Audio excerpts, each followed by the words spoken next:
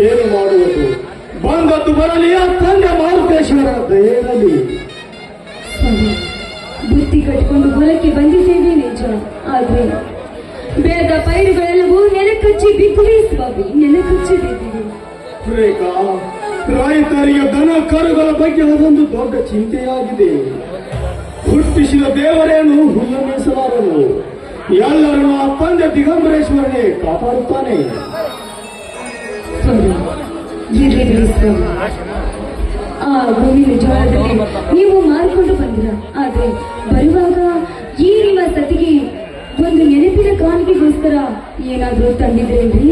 ರೇಖಾ, ನಾ ತಂದ ನೆನಪಿನ ಕಾಣಿಕೆಯನ್ನು ನಿನಗೆ ಕೊಡುವ ಮೊದಲು ನೀನೊಂದು ನೆನಪಿನ ಕಾಣಿಕೆಯನ್ನು ನನಗೆ ಕೊಡ್ತೀಯ ಚೆನ್ನ?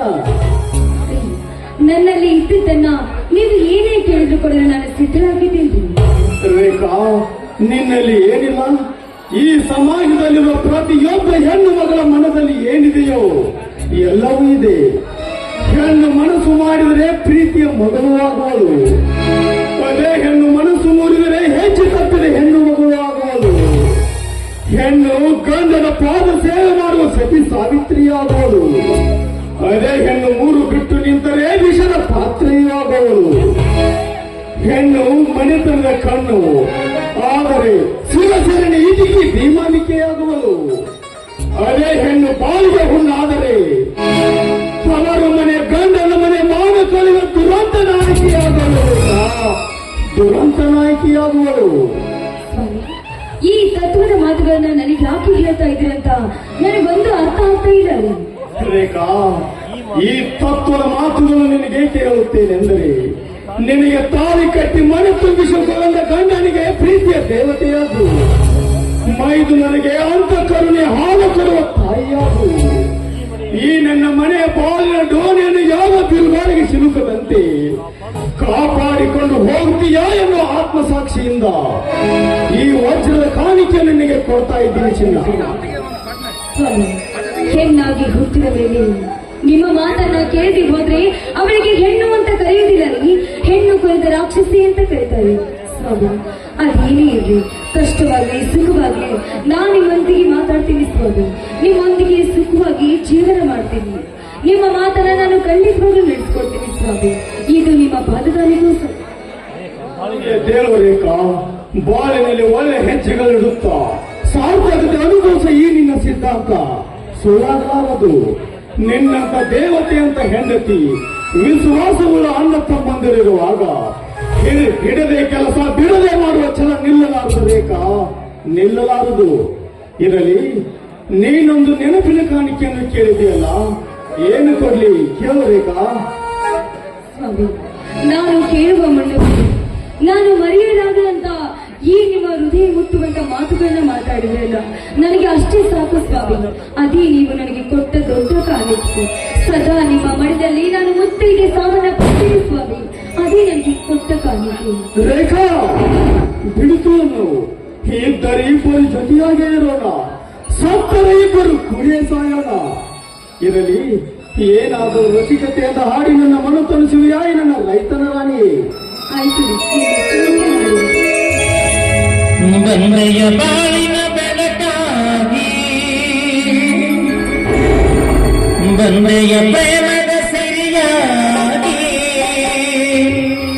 ನನಗಾಗಿ ನನ್ನ ಜೊತೆಗಾಗಿ, ನನಗಾಗಿ ನನ್ನ ಜೊತೆಗಾಗಿ.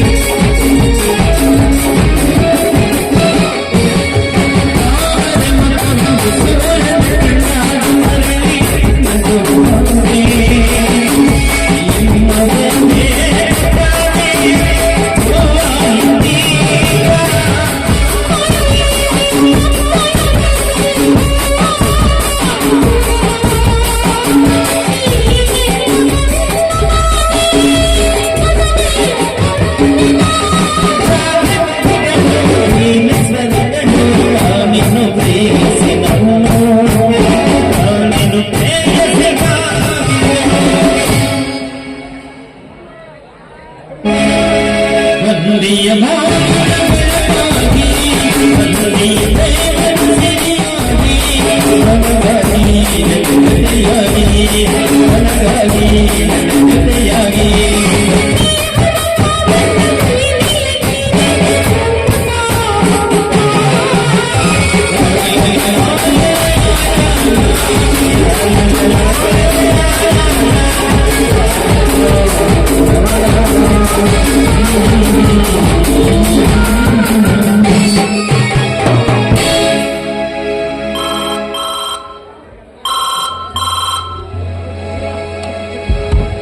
ಹಲೋ, ನಾನು ಶಂಕರ್ ಏನು ಬೇಕಾಗಿತ್ತು ಹೇಳಿ ಸರ್.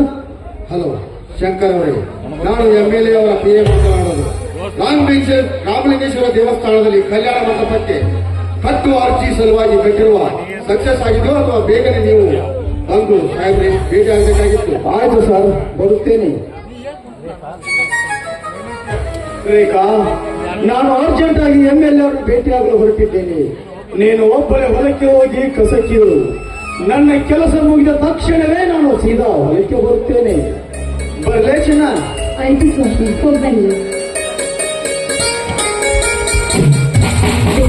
ಮಾರುತೇಶ್ವರ, ಇಂಥ ಪತಿಯನ್ನ ಪಡಿಬೇಕು ಅಂದ್ರೆ ನಾನು 7 ಜನ್ಮದ ಪುಣ್ಯ ಮಾಡ್ತೀನಪ್ಪ, ಪುಣ್ಯ ಮಾಡ್ತೀನಿ.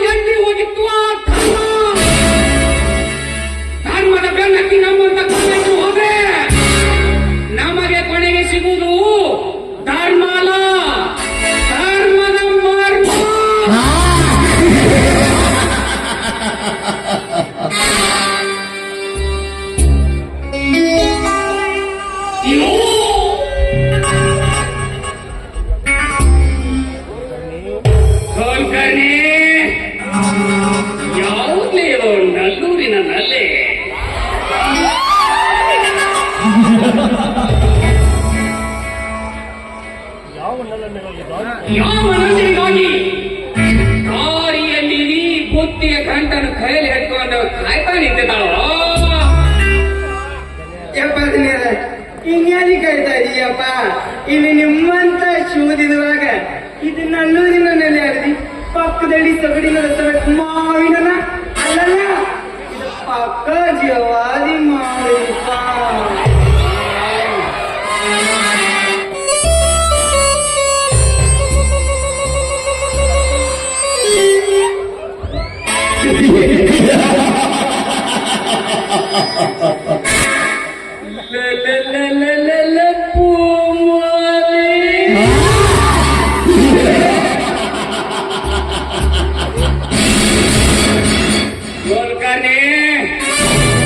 ಹಾಗಾದರೆ ಈ ಧಂತರ ಗೊಂಬೆಯಂತಿರುವ ಇವಳ ದೇಹಕ್ಕೆ ಹಾಕೊಡಬೇಡಿ ನಮ್ಮ ಕಾಮರ ಗಾಳ.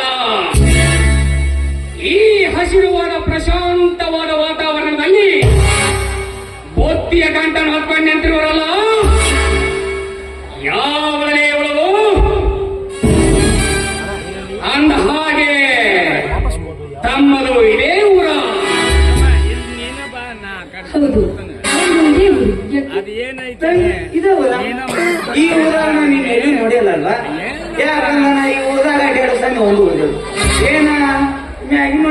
ಏನು ಕೇಳಿದ್ರೆ ನನಗೆ ಏನು ಪ್ರಾರ್ಥಕ್ಕೂ ಏನು ಅಕ್ಷಣ ಇಲ್ಲ ಈ ಊರ ಯಾವ ಮಗಳು ಈ ಊರ ಪ್ರಗತಿಪರ ರೈತನಾದ ಶಂಕರನ ಧರ್ಮಪತ್ನಿ. ಈ ಬಣ್ಣದ ಚಿಟ್ಟೆ ನನ್ನ ಭಕ್ತ ವೈರಿಯ ಸತಿಯೇ.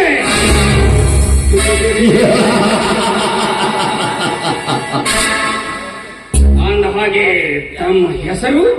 ನನ್ನ ಹೆಸರು ರೇಖಾ ಅಂತ. ರೇಖಾ.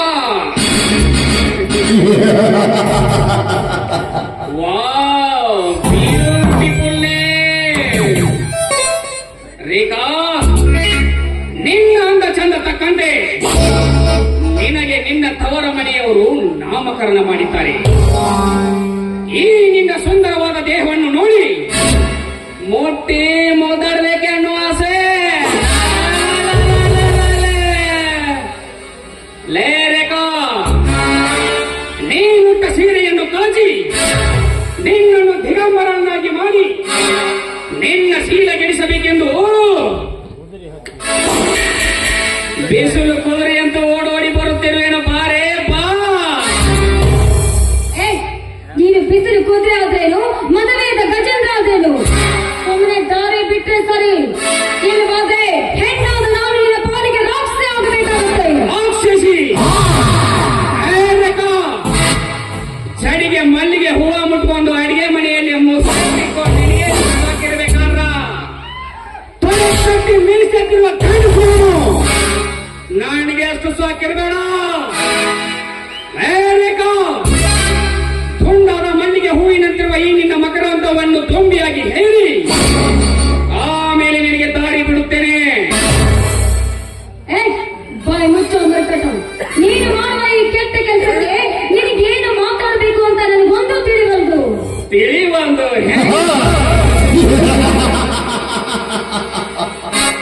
ಹರಣಿಯಲ್ಲಿ ಎಷ್ಟೇ ಚಾಮರಿದ್ದರೂ ಸಹ ಹುಲಿಯಂತೆ ಧೈರ್ಯ ಬರಲು ಸಾಧ್ಯವೇ? ಕತ್ತೆಗೆ ಎಷ್ಟೇ ಭಾರ ಹೊರಿಸಿದರೂ ಹುಲಿಯಾಗಲು ಸಾಧ್ಯವೇ? ಅದೇ ತರಹ ನಿನ್ನ ಹೆಣ್ಣತನದಲ್ಲಿ ಎಷ್ಟೇ ಶಕ್ತಿ ಇದ್ದರೂ ಸಹ ನನ್ನ ತರಹ ಗಂಡ್ಸಾಗಲು ಸಾಧ್ಯವಿಲ್ಲ. ಹೆಣ್ಣು ಹೆಣ್ಣೆ, ಗಂಡು ಗಂಡೇ. ದುಡ್ಡಿನ ದೊರೆ ಹೆಣ್ಣು ಮನಸ್ಸು ಮಾಡಿದ್ರೆ ಸೀರೆನ ಕಚ್ಚಿ ಹಾಕಿ ನಿಲ್ತಾರೆ. ಕಚ್ಚಿನ ಸೆಳೆಯನ್ನ ಬಿಚ್ಚಿ ನಿನ್ನ ರಕ್ತ ಕೂಡ ರಾಕ್ಷಸನ ಆಗ್ತಾರೆ. ಎಚ್ಚರವಾಗಿರು. ರಾಕ್ಷಸಿ? ಕುಲಕರ್ಣಿ ಹಿಂಗ್ಯಾಕ್ ಮಾಡಕತ್ತಾವಲ್ಲ ಏಕೆ? ಹೈಸ್ಕೂಲ್ ಹುಡುಗಿ ಸ್ಕಿಲ್ತ ಸ್ವಲ್ಪ ಹೆಚ್ಚ, ಕಾಲೇಜ್ ಹುಡುಗಿಗಿಂತ ಸ್ವಲ್ಪ ಕಡಿಮೆ ಆಲೇಕಿ. ಸಿಕ್ಕವರು ರಕ್ತಕ್ಕೆ ಹುಟ್ಟುವವಳೆ. ಈ ತಾಲೂಕಿನ ದೊರೆಗೆ ಶಕ್ತರ ಮಾತು ಮಾತನಾಡಿದರೆ ನಿಂತ ಜಾಗದಲ್ಲಿ ನಿನ್ನನ್ನು ಹೊತ್ತುಕೊಂಡು ಹೋಗಿ ನಿನ್ನ ಶೀಲ ಗೆಲ್ಲಿಸುತ್ತೇನೆ. ಎಚ್ಚರವಿರಲಿ. ಬಂದ ರಾಜಕಾರಣಿ, ಈ ನಿನ್ನ ಮಾತಿಗೆ ಹೆದ್ರಿ, ನನ್ನ ಪ್ರಾಣಕ್ಕೆ ಹೆದ್ರಿ, ಈ ನನ್ನ ಶೀಲವನ್ನು ಹಾಳು ಮಾಡಿಕೊಳ್ಳುವ ಹೆದ್ರಿ ನಾರಿಯಲ್ಲ ನಾನು. ನಾನೊಬ್ಳು ಪವಿತ್ರದ ಹೆಣ್ಣಿದ್ದೇನೆ. ನನ್ನಂತ ಗರತಿ ಹೆಣ್ಣನ್ನು ಮುಟ್ಟಲು ಬಂದಿದ್ದಾದ್ರೆ ಸುಟ್ಟು ಬೋಧಿಯಾಗಿ ಹೋಗ್ತೀಯ. ಎಚ್ಚರವಾಗಿರು. ಗರತಿ? ರೇಖಾ, ನಿನ್ನಂತ ಭಂಡಗರತಿಯರ ಪುರಾಣ ಒಂದೇ ಎರಡೇ. ರೇಖಾ, ಕಾಲೇಜ್ ಹೋಗುತ್ತೇನೆ ಎಂದು ಸುಳ್ಳು ನೆಪ ಹೇಳಿ ಹಳ್ಳದ ದಂಡಿಯಲ್ಲಿಯೋ ಫಲದ ನಿಂತ ಪೈರಿನಲ್ಲಿಯೋ 16 ಗಂಡಸರಿಗೆ ಸೆರಗು ಹಾಸಿ ಮದುವೆಯ ಮುಂಚೆನೆ ಅಪಾರ್ಷನ್ ಮಾಡಿಸಿಕೊಂಡು ಊರಿನಲ್ಲಿರುವ ಜನರೆಲ್ಲ ಚೀತು ಎಂದು ಉಳಿದ ಮೇಲೆ ಮತ್ತೊಬ್ಬ ಗಂಡಸಿನೊಂದಿಗೆ ಮದುವೆ ಮಾಡಿಕೊಂಡು ಬರುವ ನಿನ್ನಂತ ಭಂಡಗರತಿಯರ ಪುರಾಣ ಒಂದೇ ಎರಡೇ.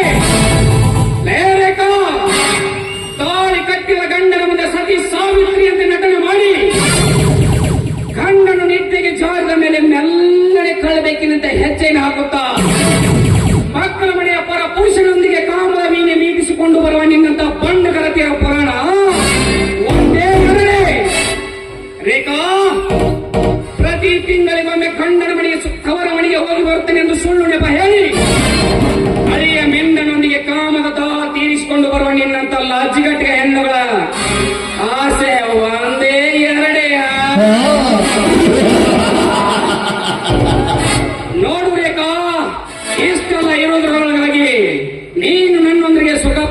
ನನ್ನಲ್ಲಿ ತಪ್ಪೇನ್ಲೇ ರೇಖಾ? ತಪ್ಪು ನಿನ್ನದಲ್ಲ. ನಿನ್ನನ್ನ ಹೊತ್ತು ಎತ್ತು ಈ ಭೂಮಿ ಮೇಲೆ ಬಿಟ್ಟು ಹೋಗಿದ್ದಾರಲ್ಲ, ನಿನ್ನ ಹೆತ್ತ ತಾಯಿನ ತಪ್ಪು. ಒಳ್ಳೆಯ ಮಾತಿನಿಂದ ದಾರಿ ಬಿಟ್ರೆ ಸರಿ, ಎಲ್ಲ ಹೋದ್ರೆ ಕಾಲಲ್ಲಿರುವ ಚಪ್ಪಲಿ ಕೈಗೆ ಬರಬೇಕಾಗುತ್ತೆ. ಚಪ್ಪಲಿ ಸಿಕ್ಕವರ ರಕ್ತಕ್ಕೆ ಹುಟ್ಟಿದವರೇ ಈ ತಾಲೂಕಿನವರಿಗೆ ಚಪ್ಪಲಿಂದ ಹೊಡಿತೇನೆ. ಪಿಲ್ಲಾಡಿ, ಈ ಕ್ಷಣದಲ್ಲಿ ನಿನ್ನ ಹೊತ್ತುಕೊಂಡು ಹೋಗಿ ನಿನ್ನ ಶೀಲ ಗೆಲ್ಲಿಸುತ್ತೇನೆ. ಯಾವನ ಬಂದು ಕಾಪಾಡ್ತಾನೆ ನಾನು ನೋಡ್ತೇನೆ. ಬಾರೇ ಬಾ.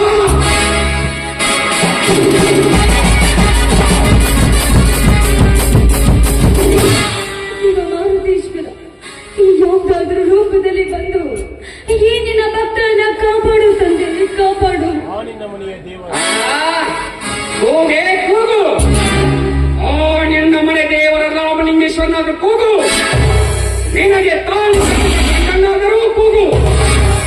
ಇನ್ನಿಂದ ನಿನ್ನ ಶೀಲ ಕಾಪಾಡಲು ಯಾರಿಂದಲೂ ಸಾಧ್ಯವಿಲ್ಲ. ಸುಮ್ಮನೆ ಬಂದು ನನ್ನೊಂದಿಗೆ ಮೈಸುಖ ಪಡೆದುಕೊಳ್ಳ ಬಾ. ಇಲ್ಲಿ ನಿಮ್ಮ ಕುಲಕರ್ಣಿಯಾದ ನನಗೆ ಮರ್ತ ಬಿಟ್ಟಿದ್ದೀನಿಪ್ಪ. ನಿಮ್ಮ ಅಪ್ಪತ್ತ ಬರೆಯಾಕಲ್ಲ ನಾ ಬೇಕು. ನಾನು ಸ್ವಲ್ಪ ಈ ಹೆಣ್ಣಿನ ರುಚಿ ಅಲ್ಲ, ಹೆಣ್ಣಿನ ರುಚಿ ನೋಡಿದೆ ಅಂತ ಕುಲಕರ್ಣಿ, ಮೂರು ಮುಚ್ಕೊಂಡು ಸ್ವಲ್ಪ ಮನೆಗೆ ಹೋಗಿ ನಿಲ್ಲು. ನಾನು ಇವಳನ್ನ ಬೆತ್ತಲೆಯಾಗಿ ಅನುಭವಿಸಬೇಕು. ಲೇ ತುಂಡಾದ ಮಲ್ಲಿಗೆ, ಬಾರೇ ಮೆಲ್ಲನೆ ಈ ಕಾಡಿನಲ್ಲಿ ಜಾರಿ ಕೊಡೋಣ. ಬಾರೇ ರೇಖಾ ಬಾ.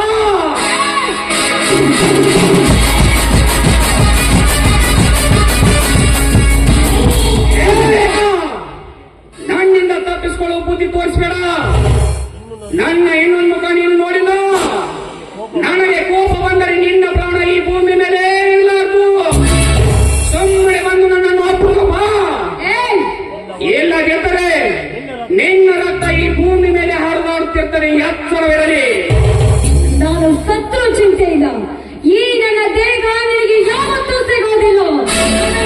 ಇಟ್ಕೊಂಡಿದ್ದು ಹೋಗ್ತಾನೆ ಕಾಲ ಬಂದನ.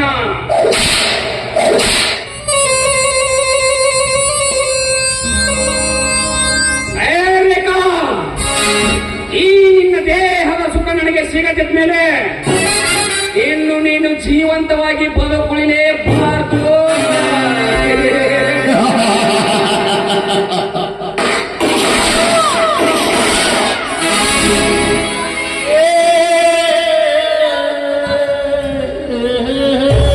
ಈಗ ನಿನ್ನ ಶೀಲದ ಗತಿ ಹಾರೋ ಹಾರೋ.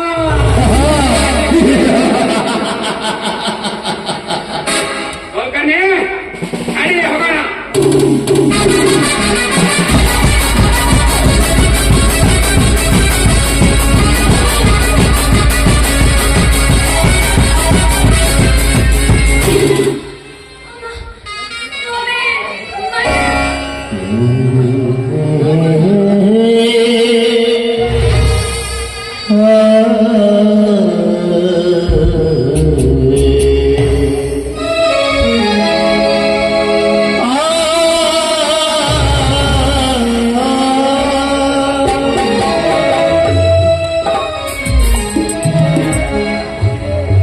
ಅತ್ತಿಗೆ ಅತ್ತಿಗೆ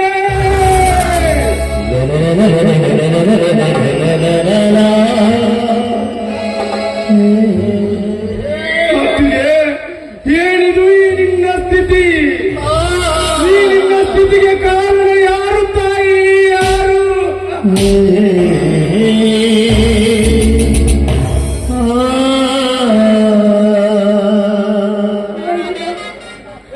ಮೈದಿನ ನನ್ನ ಕತೆ ಮುಗೀತು. ಮೈದಿನ ನನ್ನ ಕತೆ ಮುಗೀತು. ನನ್ನ ದೇಹ ಅವನಿಗೆ ಸಿಗ್ಲಕ್ಕೆ ಆ ಸೂರ್ಯಕಾಂತ ನನ್ನನ್ನು ಹಾಕಿಬಿಟ್ಟನಪ್ಪ. ಮೈದಿನ ಸತ್ಯಮ್ಮ,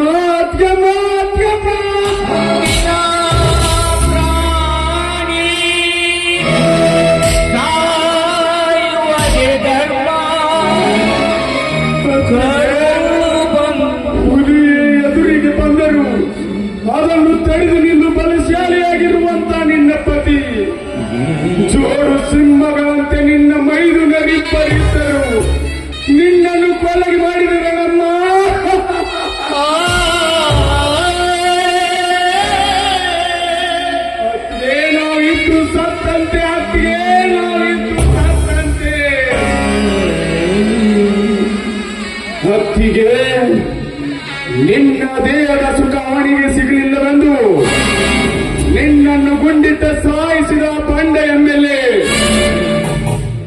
ಆ ಸೂರ್ಯಕಾಂತನ ರುಂಡವನ್ನು ನಾನೇ ಅವನನ್ನು ಕೊಚ್ಚಿ ಹಾಕಿ ನಿನಗಾದ ಅನ್ಯಾದ ಸೇಡಿನ ಪ್ರತಿಕಾರನ ತೀರಿಸಿಕೊಳ್ಳದಿದ್ದರೆ ನೀನು ತುತ್ತು ಮಾಡಿ ಬೆಳೆಸಿದ ಈ ಬಲ ಭೀಮನಂತ ಇರುವ ವೀರನಿಗೆ ಧಿಕ್ಕಾರವಿರಲಿ ತಾಯಿ, ಧಿಕ್ಕಾರವಿರಲಿ. ಹತ್ತಿಗೆ ಹತ್ತಿಗೆ ಹತ್ತಿಗೆ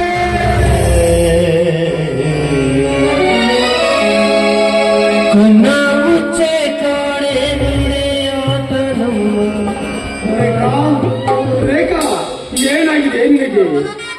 ತಮ್ಮ ಶ್ರೀರಾಮ, ಏನಾಗಿದೆ ಆ ಪಾರಿನಾಥಿಗೆ? ನೀನಾದರೂ ಹೇಳು.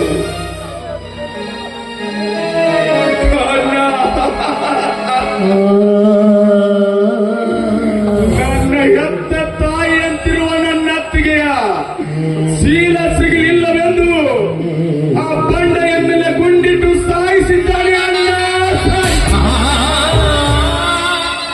ರೇಖಾ, ರೇಖಾ, ರೇಖಾ.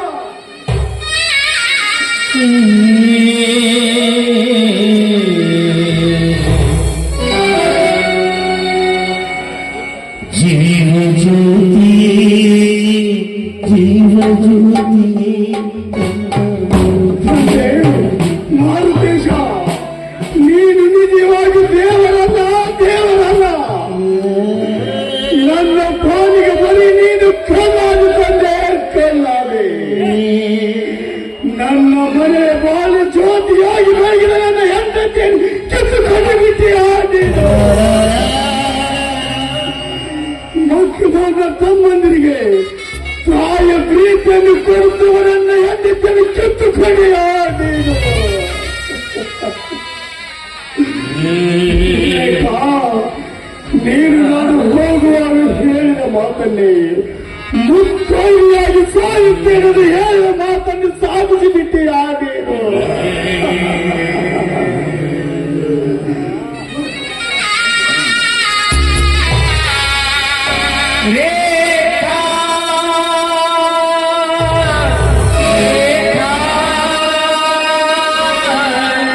ಒಡಲನ್ನು ಬಿಟ್ಟು ಹೋದೆಯ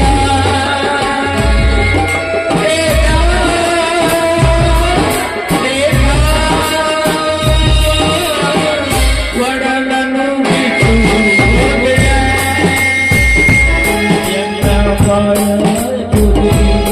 ನನ್ನ ಬಾಳಿನ ಜ್ಯೋತಿ ನೀನು, ನನ್ನ ಬಾಳದ ಜ್ಯೋತಿ ನೀನು. ಹೇಳುತ್ತಮ್ಮ, ಎದ್ದೇಳು. ನಿನ್ನ ಅತ್ತಿಗೆ ಅನ್ಯಾಯ ಮಾಡುವ ಬಂಡ ಸೂರ್ಯಕಾಂತರ ರುಂಡವನ್ನು ಈ ರೈತ ಹಿಡಿದ ಗಂಡು ಗೊರಲಿಂದ ದೇಹವನ್ನು ತುಂಡು ತುಂಡಾಗಿ ಕತ್ತರಿಸಿದರು. ನಿನ್ನ ಅತ್ತಿಗೆ ಆತ್ಮಕ್ಕೆ ಶಾಂತಿ ಸಿಗುವುದು ತಮ್ಮ, ಶಾಂತಿ ಸಿಗುವುದು. ತಮ್ಮ, ಈ ನಿನ್ನ ಅತ್ತಿಗೆ ಅಂತ ಸಂಸ್ಕಾರ ನಡೆಸೋಣ.